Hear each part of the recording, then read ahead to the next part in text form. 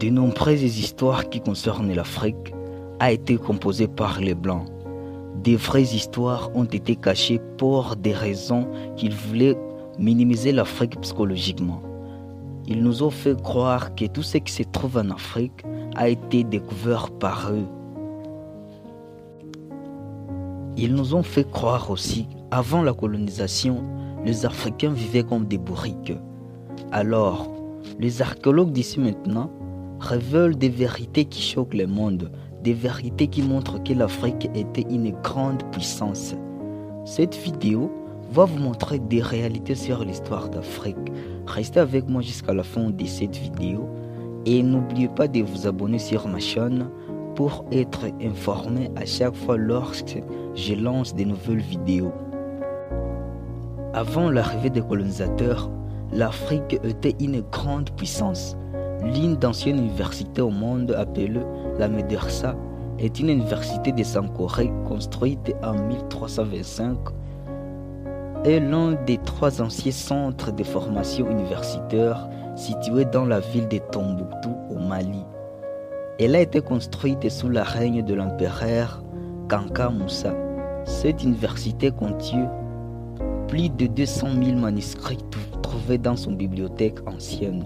Ces manuscrits révèlent des réalités sur l'empire du Ghana, de l'empire du Mali et l'empire des Sanghaï. Ces 3 empires étaient très puissants à cette époque. L'empire du Ghana est l'empire qui fit exister du 3e siècle de notre ère. Cet empire fut détruit par les Almoravides qui séparent sa capitale. C'était en 1076 jusqu'en 1077. Sa ville fut abandonnée qu'après la conquête par les Madinga Sundiata vers 1240. L'empire du Mali, on l'appelle aussi empire Madingue, est un État africain fait à l'époque médiévale, fondé au XIIIe siècle par Sundiata Keïta. Il connut son apogée au XIVe siècle. L'empire du Mali était très avancé au développement politique. Il constitue des États tributaires et des provinces. Les provinces étaient dirigées par des gouverneurs appelés Faris ou Farba. Cet empire avait une meilleure organisation sur le plan administratif. Lors du Grand Conseil, l'Assemblée constitutive était dirigée par le premier grand conseiller de l'empire. Il se réunissait à Kouroukafuga, ville de Kankaba, vers 1235. Du devant, il avait un représentant et porte-parole du roi. 10 représentants chefs de guerre, 5 sages marabouts, 5 représentants d'hommes des castes, c'est-à-dire des forgerons, des artisans, des commerçants, des esclaves, des cranques. Sur son plan économique, l'empire était devenu prospère grâce aux mines de l'or et des cuivres. La vente des esclaves était un grand commerce. Cette prospérité mena le progrès des villes telles que Oualata, Tombouctou, Djenné et Niani. L'empire du Mali a connu des personnages que le monde n'oubliera jamais, comme Aboubakar Idé. Il fut l'empereur du Mali, régnant de 1310 à 1312. Il fit parmi les grands explorateurs de l'Afrique ancienne. Dans la tradition des souverains navigateurs, Aboubakar II aurait envoyé des groupes expédiés maritimes de partir vers l'ouest de l'océan Atlantique pour voir ce qui est de l'autre côté de la Grande Mare. Mais il ne serait jamais revenu. Certains ont affirmé qu'il serait arrivé en Amérique avant même Christophe Colomb. Le plus riche au monde qui avait effrayé la Mecque à sa richesse, c'est Mansa Moussa. Il est le roi des rois, le roi de l'or.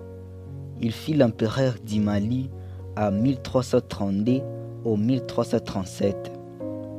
Il fut célèbre en Afrique du Nord et dans les Proche-Orient par les pèlerinages à la Mecque. C'était en 1324. Il était parti à l'Arabie pour les pèlerinages avec sa poursuite qui comprend 60 000 hommes et 1200 serviteurs et esclaves, y compris les messengers vêtus aux habits très chers et les porteurs de bâtons d'or, s'occupent des chevaux et des sacs remplis d'or. Et il comptait la nourriture de tous ces hommes ainsi que ces animaux. Sa poursuite avait 80 dromadaires portant entre 50 et 300 livres d'or en poudre par chacun. Il aurait emporté 12,75 tonnes d'or. Dans chaque ville qu'il traversait, Moussa offrait ses richesses. Il construisait une nouvelle mosquée chaque vendredi, quelle que soit la localité où il s'est arrêté ces jours-là. L'une de l'université la plus ancienne au monde se trouve en Afrique.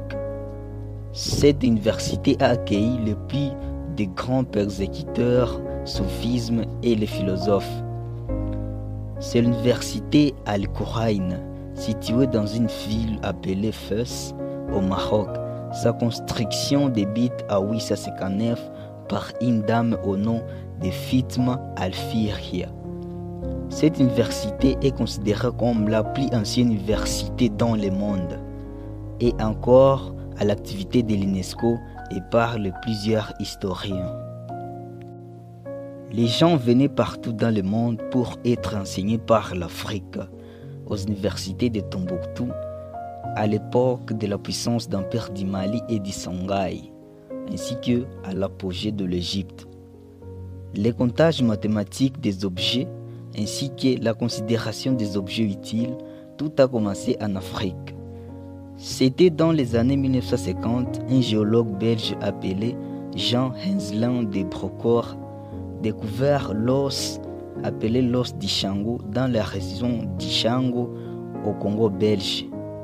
Cet os date de 9000 à 6500 avant notre ère. C'était des os provenant d'un singe.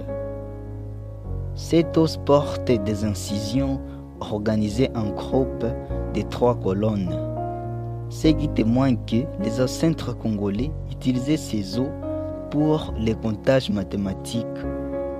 Ils ne vivaient pas comme des animaux, ils savaient tout ce qui était utile pour l'humanité. Autre os appelé os de l'Ebombo qui date des paléolithiques supérieurs. Il porte 29 encoches.